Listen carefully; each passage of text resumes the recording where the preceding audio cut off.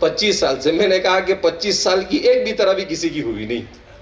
اب آپ اندازہ لگائے کہ ایک رمضان کا مہینہ اللہ سے وابستہ ہونے کے لیے آتا ہے, اور اس کے بعد اتنا ہی نہیں کہا اس نے, اور کہا کہ پورے شہر میں سب سے زیادہ مصلی یہی ہوتے.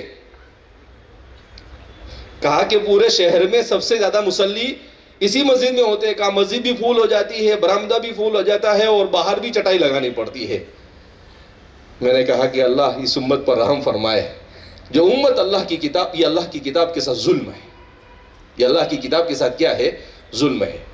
اسی لیے ہمارے علماء نے تو یہ بھی لکھا ہے کہ بھائی یہ شبینہ وبینہ بھی ثابت نہیں ہے. قرآن کریم کو آپ کو جتنا پڑھنا ہے, آپ کیسے پڑھیے اس کو؟ قرآن کریم کو آپ پڑھیے مسنون طریقے سے. اور حضرات خلفاء راشدین کا طریقہ تراویح کا ہے. سال بھر تو ڈھنگ سے فرض نماز بھی نہیں پڑھتے, اور رمضان میں 2 دن میں 4 دن میں قرآن کریم کو ختم کرتے ہیں. ارے 2-4 دن میں ختم کرنے کے بعد کیا کرتے ہیں؟ پھر گھومنا شروع کر دیتے ہیں. کہیں 5 دن میں ختم ہو رہا ہے, کہیں 10 دن میں ختم ہو رہا ہے. ارے یہ تراویح کا وقت ایسا ہے کسی کا کوئی کام ہوتا ہی نہیں, لیکن آدمی اپنا کام نکال لے اور کیسا بھی کر کے اپنے آپ کو فارغ کرنا چاہے. تو اسی لیے ہمارے فقہاء نے لکھا ہے کہ مکمل قرآن کو ایک مرتبہ تراویح میں پڑھنا یہ ایک سنت ہے, اور روزانہ 20 رکعت تراویح پڑھنا یہ مستقل سنت ہے. چاہے آپ قرآن پورا کر لے لیکن آپ سے تراویح آپ کی معاف نہیں ہوگی. وہ سنت مؤکدہ ہے, اس کو تو آپ کو پڑھنا ہی چاہیے. اور اللہ کا کیسا نظام ہے کہ رمضان میں آپ کے ذہن میں کبھی سوال آنا چاہیے. میرے ذہن میں آیا سوال کہ رمضان میں 20 رکعت تراویح کیوں؟ 15 کیوں نہیں, 18 کیوں نہیں, 22 کیوں نہیں, 25 کیوں نہیں, 20 ہی کیوں؟ اللہ کا نظام ہے, آپ فرض نماز اور واجب کی تمام رکعت ملاؤ تو کتنی ہوتی ہے؟ 20. کتنی ہوتی ہے؟ 20. اب آپ کو گن کے بتانا پڑے گا, آپ کو تعجب ہو رہا ہے. فجر کی 2, ظہر کی 4, کتنی ہوئی؟ 6. عصر کی 4, کتنی ہوئی؟ 10. مغرب کی 3, کتنی ہوئی؟ 13. عشاء کی 4, کتنی ہوئی؟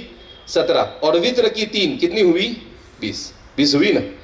تو 20 رکعت آپ پڑھتے ہو, اللہ اپنے بندے پر فضل اور رحمت کرتے ہوئے اسے ڈبل ثواب دینا چاہتا ہے, تو کہتا ہے چل ویسے تو 20 پڑھتا تھا, رمضان میں اور 20 پڑھ تاکہ میں تجھے اور زیادہ ثواب دوں. کیوں کہ یہ نیکی کا مہینہ ہے. اس نیکی, اب یہ بھی اللہ کی رحمت ہے. اللہ کی یہ بھی کیا ہے؟ رحمت ہے. کہ اللہ کو معلوم تھا کہ ان کو اگر 20 رکعت تراویح کا نہیں بولیں گے تو یہ کچھ بھی نہیں پڑھیں گے, اس لیے کہا کہ 20 رکعت پڑھو ان کے پاس. تو اللہ رب العزت نے جیسے کہیں بازار لگا ہو اور وہاں کوئی چیز سستی ملتی ہو تو انسان ڈبل لے لیتا ہے, اللہ نے اپنے بندے کے لیے اپنی رحمت سے ڈبل نماز کا کیا کر دیا؟ انتظام کر دیا.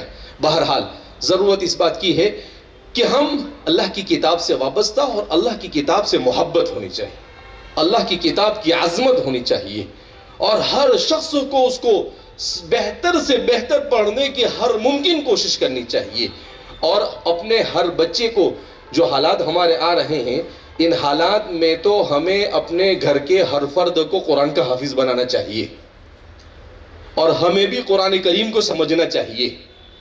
کیونکہ جب تک کہ ہمارا عقیدہ مضبوط نہیں ہوگا وہاں تک کہ ہم حالات کا مقابلہ نہیں کر سکتے ہیں.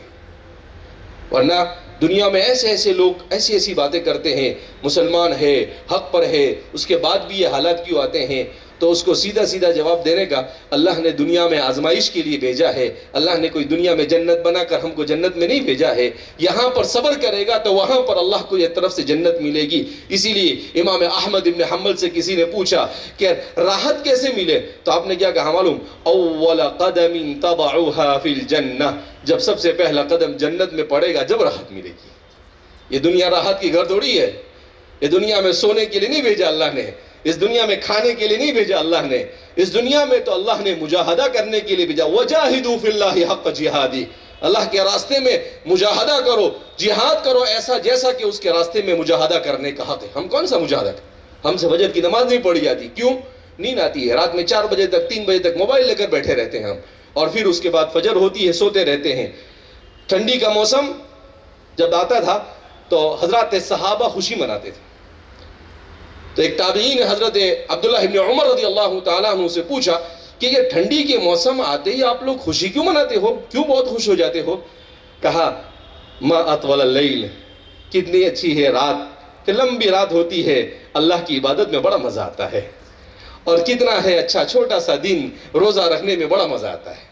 کہا اس لیے وہ خوش ہوتے تھے کہ رات لمبی ہے تو عبادت زیادہ کریں گے، اور دن میں چھوٹا دن ہے تو روزہ رکھنا آسان ہوگا۔ اور آج ہمارا معاملہ الٹا ہے کہ بھئی ٹھنڈی کا موسم آیا، 2-4 رضائیں اوڑھ کے سو جاؤ، کہا سونے میں بہت مزہ آتا ہے ٹھنڈی میں۔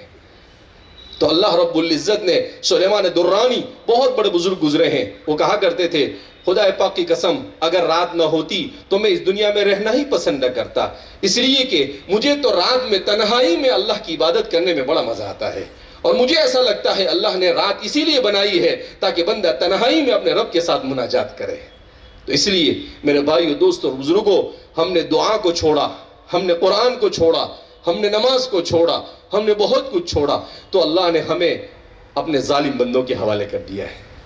جب تک کہ ہم اپنے آپ کو قرآن سے وابستہ نہیں کریں گے، جب تک کہ ہم اپنے آپ کو نماز سے وابستہ نہیں کریں گے، جب تک کہ ہم اپنی اولاد کی ایمانی اور اسلامی تربیت نہیں کریں گے، جب تک کہ ہم اپنے آپسی اختلاف کو ختم کر کر وَتَعَاوَنُوا عَلَى الْبِرِّ وَالتَّقْوَى نیکی پر ایک دوسرے کا تعاون نہیں کریں گے، امر بالمعروف اور نہی عن المنکر نہیں کریں گے، منکرات اور برائیوں سے لوگوں کو نہیں روکیں گے، وہاں تک کہ اللہ کی مدد نہیں آ سکتی۔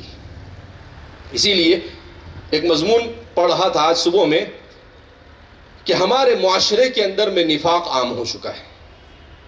ہمارے معاشرے میں کیا عام ہو چکا ہے؟ نفاق۔ حضرات صحابہ کو اپنے نفاق سے ڈر لگتا تھا، ڈرتے تھے صحابہ کہ کہیں ہمارے دل، نفاق تو سمجھتے ہیں ہم، نفاق کس کو کہتے ہیں؟ زبان سے اپنے مومن ہونے کا اقرار کرنا اور دل میں ایمان کا نہ ہونا، یہ ہے نفاق۔ زبان سے تو کہہ رہے ہیں، زبان سے کون منع کرتا ہے، لیکن دل میں ہے یا نہیں ہے اس کو اللہ کے علاوہ کوئی نہیں جانتا ہے۔ تو فرماتے ہیں یہ نفاق ہمارے معاشرے میں ایک نفاق عملی ہوتا ہے اور ایک نفاق اعتقادی ہوتا ہے، کہ ہمارے معاشرے میں نفاق عام ہوتا چلا جا رہا ہے، مگر کسی کو نہیں پڑی ہے کہ لوگوں کو اس نفاق کے سلسلے میں بتائے۔ نفاق کے سلسلے میں کیا جاننا ہے؟ نفاق کے سلسلے میں ہمیں یہی جاننا ہے کہ اگر ہم اپنے آپ کو مسلمان کہتے ہیں تو کیا ہمیں اپنے عقیدے کا علم ہے؟ ہمیں کچھ نہیں معلوم۔ آپ 80%، 90% مسلمان سے پوچھو اللہ کے بارے میں کیا عقیدہ ہے، وہ بتائے گا نہیں معلوم۔ رسول اللہ کے بارے میں کیا عقیدہ ہے، وہ بتائے گا نہیں معلوم۔ کل پرسوں ہی میں سوچ رہا تھا کہ امت ہے، اللہ کے رسول کی امتی، حبیب خدا صلی اللہ علیہ وسلم کی امتی ہے، اور اس کو عقیدہ جاننے کی بھی فکر نہیں۔ اچھا، عقیدے کو جاننے اور سمجھنے کے لیے آپ کو مدرسے میں جانے کی بھی ضرورت نہیں ہے۔ عقیدہ بہت آسان چیز ہے۔ امام طحاوی نے کتاب لکھی ہے العقیدۃ الطحاویہ، کتنے صفحے کی کتاب ہے؟ عربی زبان میں مشکل سے 50 صفحے کی کتاب ہے۔ کتنے صفحے کی کتاب ہے؟ 50 صفحے کی کتاب ہے۔ اگر آدمی اس کتاب کو، اردو میں بھی اس کا ترجمہ ہوا ہے، اگر آدمی اسی کو توجہ سے کسی عالم کے پاس بیٹھ کر 2-4 دن میں پڑھ لے تو اس کا مسلمان، اسلامی اور ایمانی عقیدہ معلوم ہو جاتا ہے کہ بھئی ایک مومن اور مسلمان کو کیا عقیدہ معلوم ہونا چاہیے۔ مگر ہمارے لیے اتنا بھی وقت نہیں۔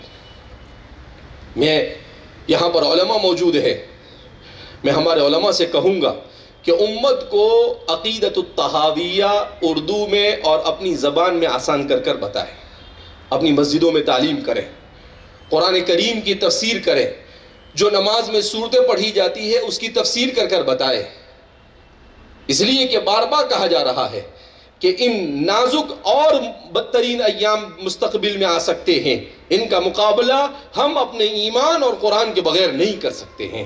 لہذا ہمیں اپنے پورے معاشرے میں یہ بیداری لانے کی ضرورت ہے کہ ہمارا ہر بچہ، ہر مرد، ہر عورت اور ہر فرد یہ عقیدے کا پکا ہونا چاہیے۔ رٹانا نہیں ہے، سمجھانا ہے، شعوری ایمان پیدا کرنا ہے، اور انہیں ان کے اندر میں ایمان کے اندر میں جان پیدا کرنا ہے۔ لہذا ہم اس پلیٹ فارم سے آپ کو یہ پیغام دینا چاہیں گے کہ قرآن کی تفسیر سے امت کو وابستہ کریں، اور ایمان سے عقیدے سے امت کو وابستہ کرے۔